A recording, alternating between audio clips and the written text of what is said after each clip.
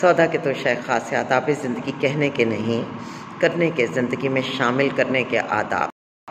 आप किसी के घर जाएं, आपको ज़रूर बेल देनी चाहिए। बेल काम नहीं कर रही, दरवाज़ा खटखटाना चाहिए।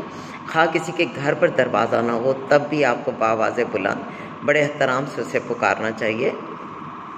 अभी गुज़िश्ता 2 माह में 2 से 3 ऐसे इंसिडेंट्स हुए जिस पर मुझे अंदाज़ा हुआ कि हमारे यहाँ पर पढ़े लिखे जाहिलों की और बिल्कुल गैर तहज़ीब याफ्ता लोगों की एक बड़ी तादाद है।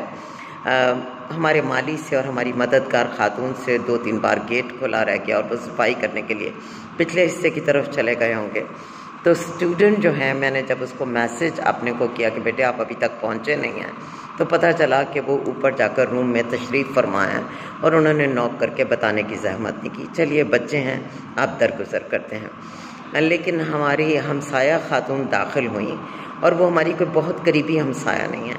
मेरा ख्याल है 2-3 साल बाद उनसे उसी दिन मुलाकात हुई। वो अंदर आई और हमारे ड्राइंग रूम में बैठ गई। मैं किचन से काम करते हुए अंदर आई और शोकेस में से कोई बर्तन निकालने लगी तो मुझे पीछे से सलाम की आवाज़ आई और मैं डर गई और वो अंदर बराजमान थी। ये किस लेवल की बेहूदगी है, किस कदर आपके बुरे अखलाक हैं।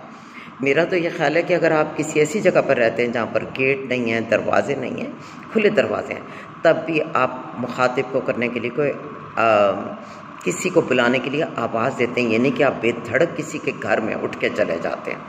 और घर ही में क्या, अगर आपका जॉइंट फैमिली सिस्टम है तो आप बेधड़क उठ के अपने बाकी रिलेटिव्स के रूम्स में, उनके फ्लोर्स पर ऐसे नहीं जा सकते।